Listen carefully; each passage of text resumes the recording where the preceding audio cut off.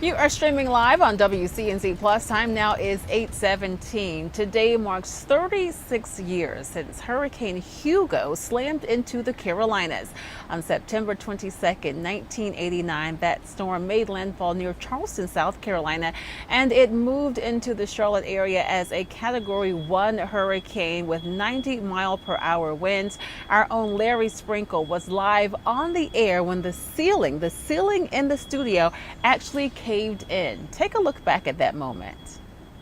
Gust up to about 100 miles an hour, Shaw Air Force Base. I've been distracted because as a lot of people are experiencing, part of our ceiling just collapsed in here.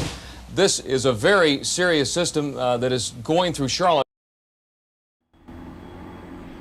It was a serious system indeed. Again, although it was Category 1 at the time, that doesn't mean that there was not a lack of damage when Hurricane Hugo moved through the area some 36 years ago. I remember being a little girl growing up in Bennettsville, and I remember about the storm. There was just so much rain. I remember my grandmother's front yard had it just seemed inches of rain. We were out of school for 2 or 3 days. A number of people were without power for quite some time. Chris, I know Larry is there with you and certainly remembers the damage and the aftermath from Hugo. Yeah, Larry, I think this is probably the biggest storm of your career just in that video alone. So bring us through it. What was it like, man? I mean, back in those days, there were only 2 of us in the weather department. Yeah, so wow. It was all hands on deck, and in the building at the time, in the old building, there were only about 8 people. I was on the air in the studio by myself. Steve Raleigh had taken a break, so the camera was locked down on me. I was facing the camera here. Over in the just left of me, I kept hearing kind of a creaking sound. You see, as I was talking on the air, then right in the middle of what I was saying, the ceiling, about a 500-pound section of ceiling caved in the studio, just about 10 feet away from me. Wow. So I thought, this is the end right here. Right. And what you don't see is that we don't have that part of the tape is when I go, yeah, serious system, and then I go back to you, Rick.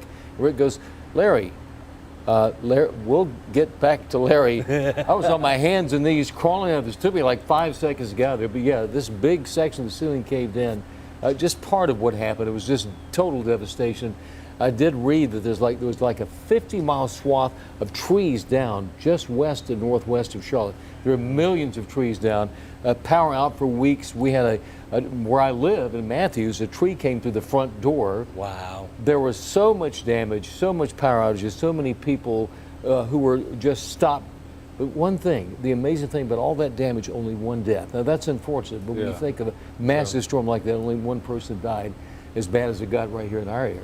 Yeah, and we were talking how rare it is to have a storm move this fast. Without a doubt. So as a forecaster, when you're seeing this, was it almost picking up speed as it was heading towards the Carolinas? Well, you know, first of all, is a hurricane to come this far inland. It never happened. Yeah, exactly. Yeah. And as we watched that move, it was astounding to see. At some points, it was moving 35 to 45 miles an hour.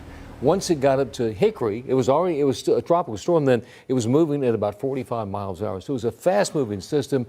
The main issue was not the amount of rain; it was the wind damage. This was not a rain event. We got maybe 2 inches of rain in the Charlotte area. Unlike Helene, it was all wind damage. So many trees down, so many people without power, as I said, for weeks right here in the Charlotte area. It's so interesting to me that going forward from this point on, every year we're going to have this week of where we start the week talking about the anniversary of Hugo, and we'll end the week talking about the anniversary of Helene. Amazing. The 2 devastating storms that affected the Carolinas, and Hugo obviously was the one storm that Charlotte will remember forever. People who lived here went through it, and then it's something monumental when you think about the impact it had right here in the Queen City. And coincidentally, both H names. Without a doubt, yes. And somehow Larry hasn't aged in 35 I know, years. seriously. Except the hair, He looks the exact Well, thank same. you. Slightly different hair color. No, I appreciate this story every year. And most people, when the world is literally collapsed around them, the professionalism is just amazing. Right.